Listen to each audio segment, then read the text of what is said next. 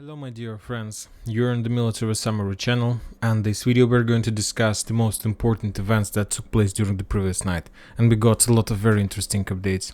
First, let's start with Orekhov area, because according to the information we have, the Russians launched the counteroffensive operation in this area. It's just a local counteroffensive operation, not something big that Ukrainians tried to implement during June and July, but it's just a small local attacks, and according to information we have, the Russians are attacking in direction of the trenches in the fields on the south of Novodanilovka, this settlement, and trying to return the first defense belt on the north of Robotyne. So basically the Russians are trying to force the Ukrainians to step back from these trenches and from these trenches that located and on the east-north of Robotyne, and of course to force the Ukrainians to step back from this area. If you remember, yesterday we discussed that the Russians have already launched a small reconnaissance operation yesterday. There were a few clashes, and as a result of those clashes the Russians have already returned some fields in this area. The main purpose of this attack is to force the Ukrainians to step back, and as I understand, the Russians are pretty successful in implementation of this operation.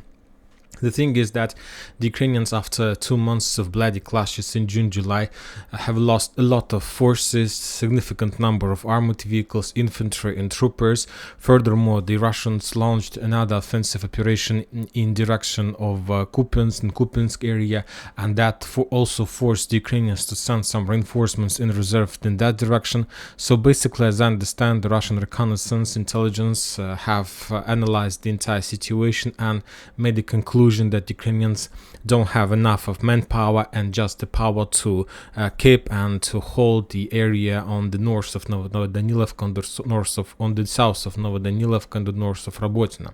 So that's why the Russians launched this attack. Furthermore, another another wave of attack the Russians tried to implement from Pokrovsk in direction of Mala-Takhmachka. In this direction as well, trying to force the Ukrainians also to leave the fields that they managed to capture as a result of June and July offensive operation. So this is the Russians direction of attack.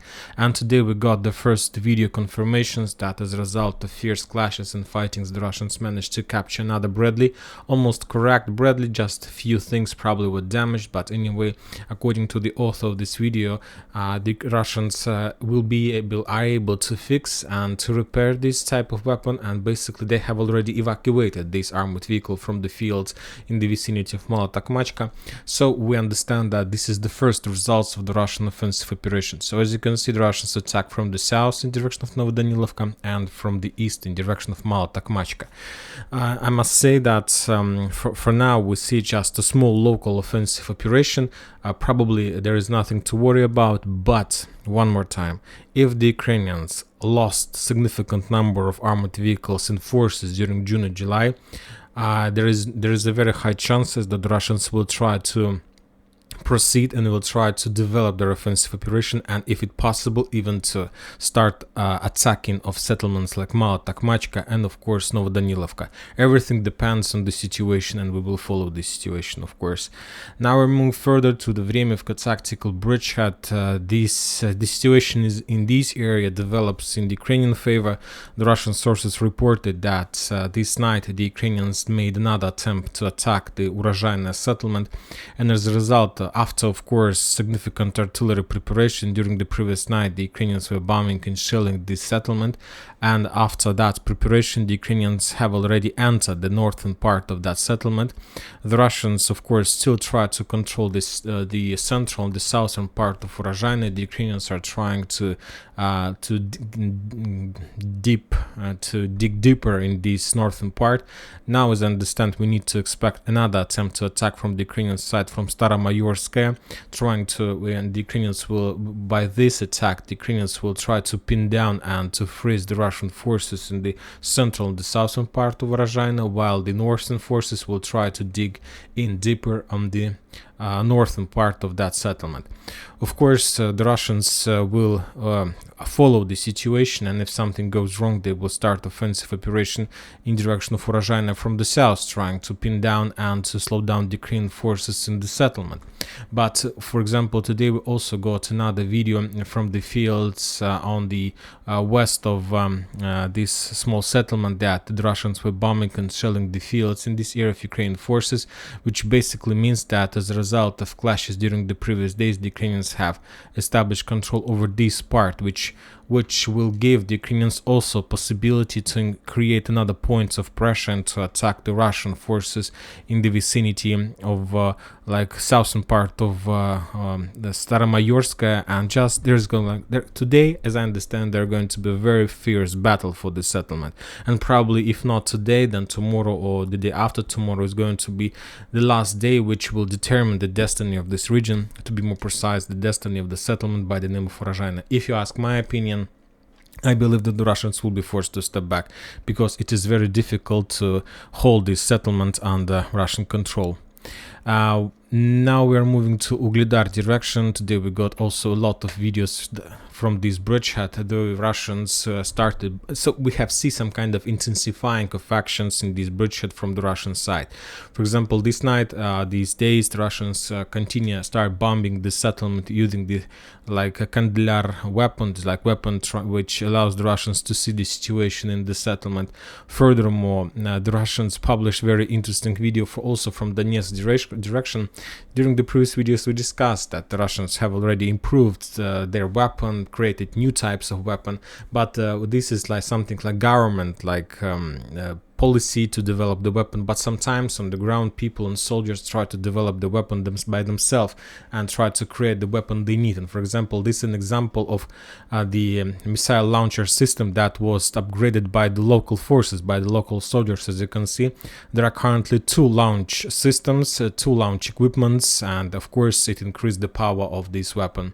Furthermore, the Russian sources reported that this event didn't take place on the territory of Ukraine, but the sources are saying that the Russians are planning to use this type of weapon, these new bombs like ODAP 500, and the sources are saying that the Russians are going to start usage of this weapon very soon. This video took place in Syria, and currently the Russians are trying to develop the guided modules for this type of bombs, and after that they will start usage this type of weapon on the territory of Ukraine. From the Ukrainian side, we got another video how they destroyed and attacked the Russian tank on the south of Vuhledar. So we see also some kind of intensifying of actions on this bridgehead. Either the Russians and the Ukrainians are trying to attack, but when talking about the Russians, they're trying to bomb and to destroy, to reduce the Russians, the Ukrainians' defense capabilities in Vuhledar, and the Ukrainians meanwhile try to destroy the Russian forces behind this main Russian offensive fist in the vicinity of Volnovakha, Volodymyrovka, Pavlovka, and so on. Also, we got another video from north of Novomikhailivka. The Russians continue their offensive, their artillery preparation in the settlement. And this night, the Russians published the video how they were bombing and shelling the Ukrainian positions in this stronghold. We are not going to see the full video, watch the full video, because of violence and dead bodies of Ukrainian soldiers in these strongholds and trenches. But if we increase the number of updates that we got from this bridgehead for the previous few weeks, we see that the Russians are bombing and shelling this area heavily with all types of weapons they have, with artillery systems, with the Lemur missiles of Russian Mi-24 helicopters, with Stos flamethrower systems. If you remember, a few weeks ago there was update that the Russians have already captured these trenches, these strongholds, but the Ukrainians launched a counter-offensive operation. The Russians were forced to step back. So as I understand now, the Russians are trying to repeat that operation, and after a few days more of artillery preparation, they will launch another offensive operation in this direction, and they will try to force the Ukrainians to step back in direction of the northern part of Novomikhailivka. Anyway, the battle of Novomikhailivka and Vuhledar continues. Now we're moving further to Pokrovsk. Today the sources published the video of the results of Russian strikes in this settlement.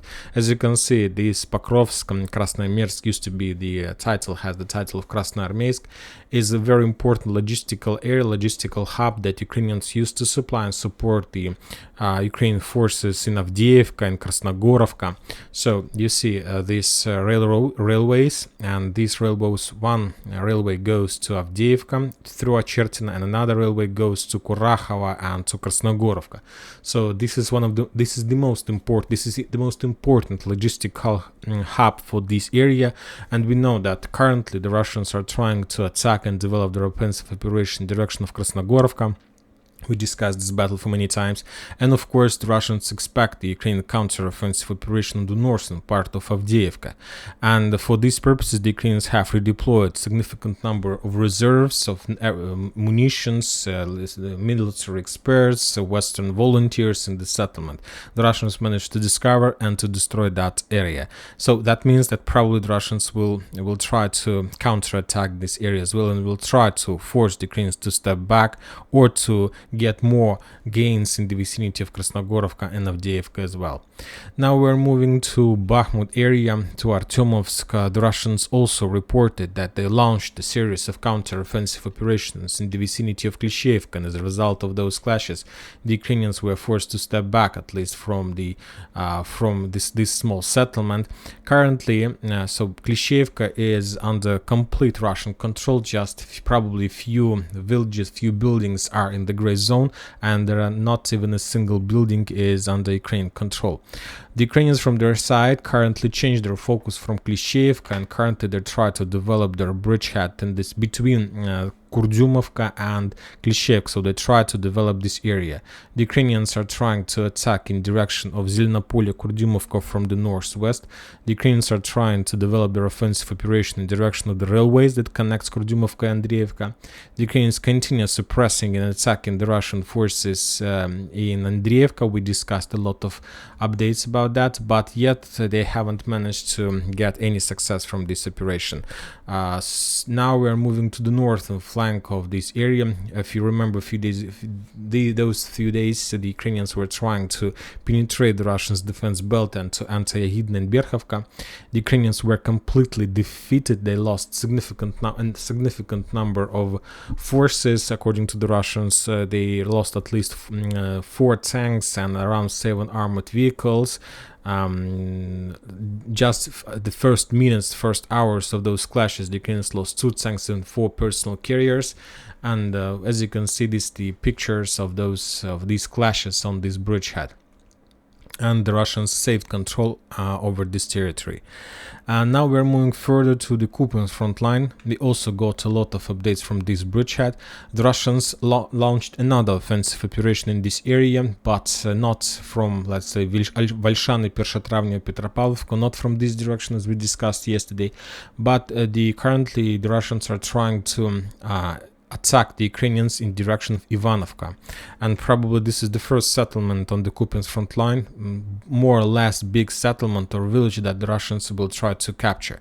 And we see that there is a railways that goes from Kupyansk to Kislovka, Kotlarovka, and then goes to Novosilovska, and it's highly unlikely that the Russians will try to cross these railways because it's a very difficult operation, but the Russians do have possibility to establish control over these fields between the railways and the road N26, and this is exactly what the Russians are trying to implement currently by attacking in direction of Ivanovka. They will try to force the Ukrainians to step back. They will try to create a small local bridgehead. They will try to dig in deeper, and they will continue their offensive operation, trying to capture the fields between Petropavlovka, Ivanovka, Sinkovka, Alshane. Furthermore, the sources published the photo of the Russian progress in this area. You see these yellow dots. Every single yellow dot is the small stronghold among the fields in this area that were captured by the Russians during the previous days of offensive operation. So as you can see, the Russians are pushing using the broad front line attack, and they're getting closer and closer to the N26 road and the railway railways that connects, let's say, Kupyansk and Kislovka. Furthermore, the Russians published another video of attacking, bombing and shelling Kislovka. This is settlement very important for the Ukrainians. This is the northern defense belt. Yes, it works. Okay, this is the Kislovka. The Russians managed to discover the Ukrainian personal carrier or armored vehicle that were moving along the streets, and as a result of anti-tank strike, that armored vehicle was destroyed. And this is not the first video that we got from this settlement. At least during the previous few days, we got at least few updates from the same settlement there, and the Russians are attacking the Ukrainians on the same street. So this is the edge Ukrainian defense positions, and the main important benefit that Ukrainians have is the railways. Currently, I don't see any chances for the Russians to cross the railways and to attack and capture the settlement, but anyway, they can establish control over the northern settlements like Ivanovka and Stepovo Novosilka. Over these two settlements, and currently, as I understand, this is the primary goal for the Russians. Furthermore, we got more updates of Lancet strikes behind the main scene, behind the main area of clashes. We're talking about the area in the vicinity on the eastern part of Kupyansk. For some reason, video is don't want to be uploaded. Anyway, there was Lancet strike, and as a result of that Lancet strike, the Ukrainians lost another artillery system. So as we can see, the Russians launched significant number of offensive counter-offensive operations. The only area where the Ukrainians are attacking is Vremivka tactical bridgehead, and today probably they're going to be able to get some success in Urozhaine. But when talking about Orekhov, Vuhledar, when talking about Artyomovsk and Kupyansk, these are the areas where the Russians are counter-attacking and probably are going to develop their bridgeheads and to take more territories from the Ukrainian side.